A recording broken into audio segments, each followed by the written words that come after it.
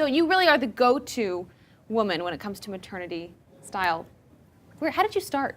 I think probably I started when I was a really little girl. I really knew that I wanted to be a mom. And I didn't know what I wanted to do, but I wanted to do something that helped and made moms feel good. And through a gazillion different random careers, I landed myself here.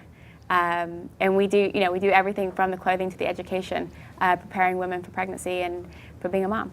Because women, especially when they're pregnant with their first child, Yes. it's a whole new world. Whole and new they world. struggle with just all the changes. What do you find is the hardest thing for someone that is pregnant for the first time? I think it's twofold. I think it's one, dealing with this immense anxiety of the responsibility you're about to assume. You know, you're about to be a parent and you're about to raise a human being, and I think that really is overwhelming for a lot of people. And I think accompanying that is the changes that you go through.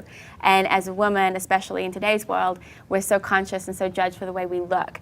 And what happens when you're pregnant is things do change, and they have to for the good of your baby, but I think it can be hard for a lot of people. Do you have to walk them through it when they come in your store? Do you sense a lot of them have anxiety? Completely. I mean, the anxiety of, the bump and the changes in their body, and the fact that you're going to put on a lot of weight. I mean, I've had 3 babies, and they're 4 and under, so I've gained and lost about 100 pounds in the last 4 years. And you look incredible. You had a baby 11 months ago. So what do you? It's like constant, expanding, contracting, expanding. So what do you tell the women that come in totally just anxious about expanding a little bit? First of all, that as a parent, you do a lot of things for your child, and you have to sacrifice some things, and things do need to change. And this is one of the first things you need to do. You do need to put on weight for the health of your child, because it's good for them. If you put on the right amount of weight, it is exactly what you're supposed to do. So to sort of realize why you're doing it, it's not just because you're eating more, it's for the purpose of your baby. And I think if you get that mindset, as a mom, you do anything for your baby. So that makes them feel better.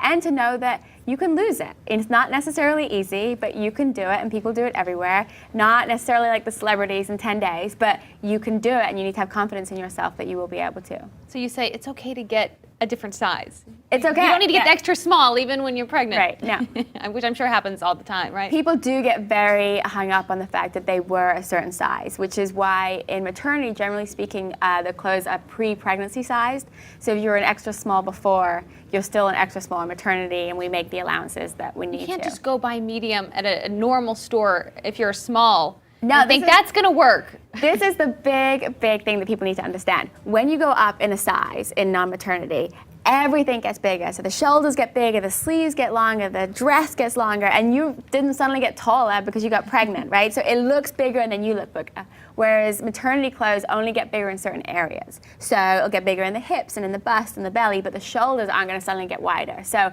it looks a lot better and it fits your structure, so you look smaller.